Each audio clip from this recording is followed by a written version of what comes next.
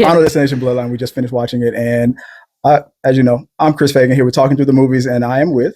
I'm Jasmine. Jasmine hasn't been on this channel in a while. And like, it's been almost, dude, because the channel Since high school. The channel's going on its 10-year anniversry, believe it or not. Yeah, and I said it's been almost like 10 years since I've been in high school. Since I was just the guy who was just dating your mom. Yeah, I think I was like 15. It was a long time ago. And now I'm like now I call her daughter. So yeah, that's right. So, she could have been in Sinners, but anyway, this is about Bloodline. I love Sinners. Final Destination. I've seen all of them. I grew up on last night, right? Yeah, and I grew up on all of the Final Destinations. My favorite, of course, is the roller coaster one. That's my all-time favorite. Part 3? I think it's 4 or 5, right? I don't remember. Or I don't know. I just know the roller coaster one's my favorite, obviously, and the tanning bed scene. So they had a lot of competition. I was like, it's all about the deaths. I mean, I like a good story, but the deaths is why Final Destination is so good. Wild, crazy deaths. So we're a little nuts. Yeah, so I was like, they have to compete. The deaths have to be crazy out of this world, or else it's not going to be good. And I think they did exactly that. For Bloodlines. Yes, exactly that. So for Bloodlines, we find out that I'm assuming that Death has been trying to wrap up a whole master plan since 1963. Yeah, it's taken so long because she saved hundreds of people. And then they also had families, like she said. So it took so long to get everybody, and then finally the story is got to the last family. Got to the last person. Like there was a big. Did you get a multiverse kind of vibe? When I was in the middle of watching, I was like, that means, of course, all the movies are connected, but now it's like, it feels like MCU-ish. Like there's I know. I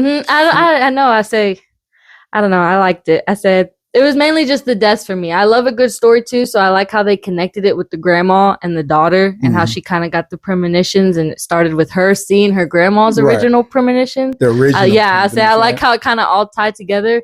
And then I love also that they included Candyman, Tony Todd. Yes, Tony Todd. Obviously he's in all of them. I actually looked it up. He wasn't in all of them. He wasn't? I think he wasn't in part 5.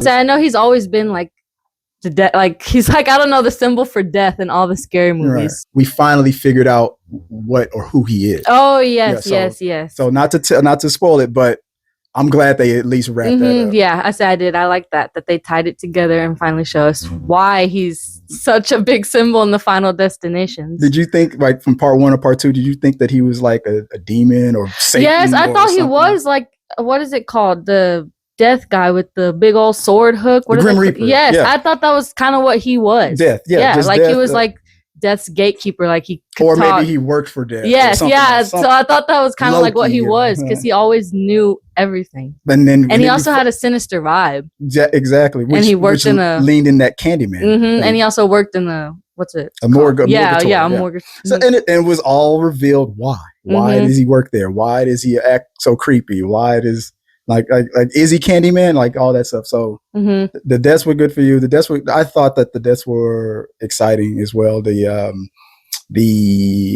struggling to find the word for it. The intensity, it made you jump. It was also it gave me anxiety. I was losing my hair because it was like, it's the anticipation too. They take so long to kill that person. It's just like, you hear the wind. Yes. I kept saying, I was like, dude, just do it already. Like, just kill her already. Yeah. Like, why are we taking so long? I'm sitting here like seeing the water drip and the wind, and you see all the stuff starting to like fall and break, leading to the death, and you're just like, come on, I'm waiting, and it's gonna be bad. It's gonna be ugly and nasty. It was always worse. Yes. Joy said, I saw the trailer and that was enough for me not to watch it. I said, here's a funny thing.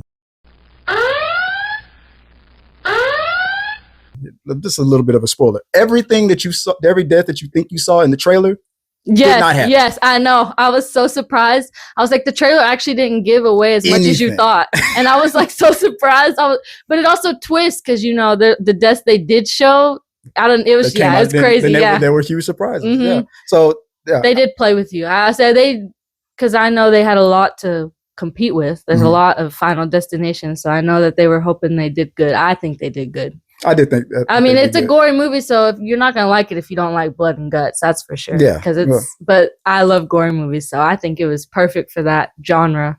What about Natalie? You think she'll watch it? Yeah, she went to go watch it right now. Oh, she's going. Yes, okay, yeah, good. And I think she'll love it too. I'm telling you, and it actually was scary too, like the suspense part, because I know a lot of it is just kind of just a gory effect, but there was also like I got jump scared like twice. Because of like the loud noises and like the jump. I actually was like, oh. Yeah. And I wasn't expecting that from like a gory movie. It's in the 90. I don't know if it's the highest ranking Rotten Tomato critic Final Destination, but it's in the 90s. And I liked it too. Their advertising they did like on TikTok. Yeah, they did a lot of good advertising. That's what I like too. I like it when they advertise the movie right.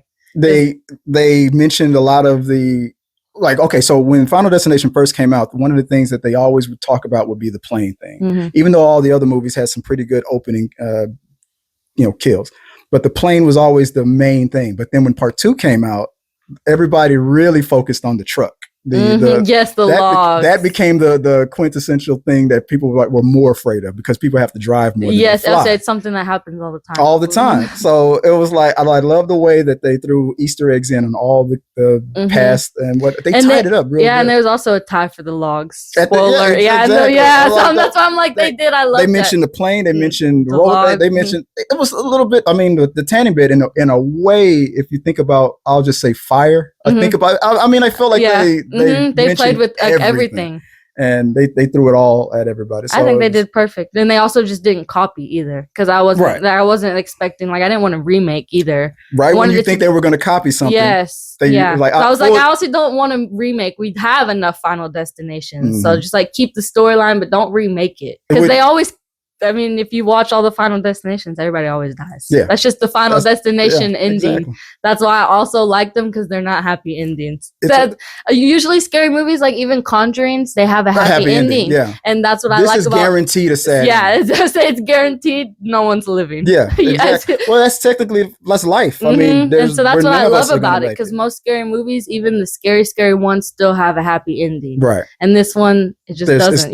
There is no hope. So I think that's the only thing they really need to stick with: the gory deaths and no happy ending, and they'll be pretty good. They'll be fine. Yeah. So I honestly believe since this was a highly rated film, I think there's going to be more. Yeah. Oh yeah. I mean, there's already so many. Yeah. I mean, they're not going to stop it now. You don't have to call it a reboot or a rebrand. It just can continue. You can either connect it or you don't even have to. Yeah. I say they have a million things they could do. Yeah. I just hope it's good. Yes, hope it's good. And I'll watch it. You recommend it, right? Yeah, I say I definitely recommend it. What about friends and stuff? Are you calling people up and say? I say that's what I told Natalie. I'm the one who recommended it to her. I was like, I saw Final Destination. She's like, yeah, I think I want to see. I was like, go see it. No, you got. I was like, go see it. It's good. You'll like it. All of my friends, and everybody out there, I said, if you said that this was just okay or it wasn't good, you're smoking something that nobody has ever heard of that hasn't been invented yet, because this movie was good. Yeah, so you just must not like really scary movies, or you're a poser. Anywho, all right, so that's our review. We say go watch it. It was good. We give it 5 stars or whatever, thumbs up, all that good stuff. Like, subscribe. Let us know what you guys thought about the movie, or if we talked you into going to see it. And until next time, guys. Bye. Bye.